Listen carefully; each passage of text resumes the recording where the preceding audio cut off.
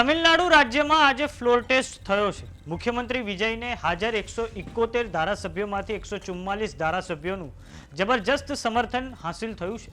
એટલે કે ફ્લોરના બહુમત કરતા 58 મતો વિધાનસભામાં વિજયને વધારે મળ્યા છે। તો બીજી તરફ સુપ્રીમ કોર્ટ દ્વારા વિજયની પાર્ટીના ધારાસભ્ય આર શ્રીનિવાસન સેતુપતિ પર જે મદ્રાસ હાઈકોર્ટ દ્વારા ચુકાદો આપવામાં આવ્યો છે તેની પર સ્ટે મૂકવામાં આવ્યો છે। આ ઉપરાંત વિજયની પાર્ટીના એમએલએ શ્રીનિવાસ સેતુપતિને વિધાનસભાની કામગીરીમાં ભાગ લઈ શકવાની મંજૂરી પણ સુપ્રીમ કોર્ટ દ્વારા આપવામાં આવી છે।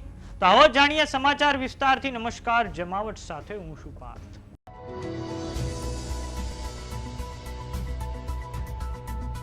તમિલનાડુ રાજ્યમાં આજે ફ્લોર ટેસ્ટ થયો છે।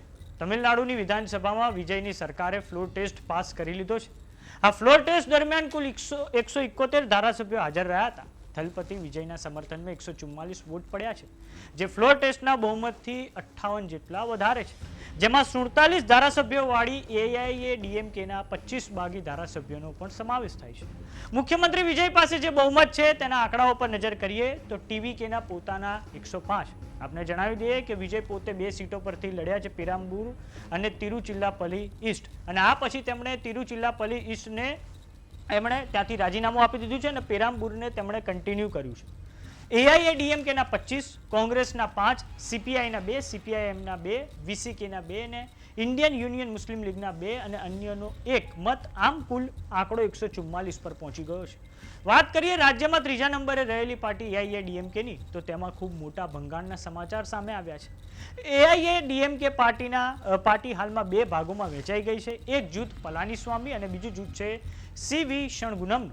વાત કરીએ મુખ્ય વિપક્ષી પાર્ટી ડીએમકેની, તો ડીએમકેના 59 જેટલા ધારાસભ્યોએ સદનમાંથી હવે આજે વોકઆઉટ કર્યો છે। તો બીજી તરફ આજે નામદાર સુપ્રીમ કોર્ટ દ્વારા મુખ્યમંત્રી વિજયની પાર્ટીના એમએલએ શ્રીનિવાસ સેતુપતિની તરફેણમાં ચુકાદો આપવામાં આવ્યો છે। મદ્રાસ હાઈકોર્ટ દ્વારા ટીવીકેના એમએલએ શ્રીનિવાસ સેતુપતિ પર ગૃહની કામગીરીમાં ભાગ લેવા પર પ્રતિબંધ મૂકવામાં આવ્યો હતો, અને હવે સુપ્રીમ કોર્ટ દ્વારા એમએલએ શ્રીનિવાસ સેતુપતિને ગૃહમાં ફ્લોર ટેસ્ટની કામગીરીમાં ભાગ લેવા માટે અનુમતિ આપવામાં આવી છે। તો આજે આ ચુકાદો સુપ્રીમ કોર્ટના જજ વિક્રમનાથ અને સંદીપ મહેતા દ્વારા આપવામાં આવ્યો છે। વિજયની પાર્ટીના ધારાસભ્ય સેતુપતિ તરફથી વકીલ અભિષેક મનુ સિંઘવી દ્વારા કોર્ટમાં દલીલો કરવામાં આવી હતી। બીજી તરફ ડીએમકેના 1 મતથી હારેલા ઉમેદવાર પેરિયા કરુપ્પન કેઆર માટે અભિષેક મનુ સિંઘવી દ્વારા દલીલો કરવામાં આવી હતી। તો સમાચારોમાં અત્યારે બસ આટલું। જોતા રહો જમાવટ। જો તમે અમને યુટ્યુબ પર જોઈ રહ્યા તો સબસ્ક્રાઇબ કરો, જો તમે અમને ફેસબુક પર જોઈ રહ્યા તો ફોલો કરો, સાથે જ અમારી વોટ્સએપ ચેનલ આવી ગઈ છે, જોઈન કરવાનું ના ભૂલતા। નમસ્કાર।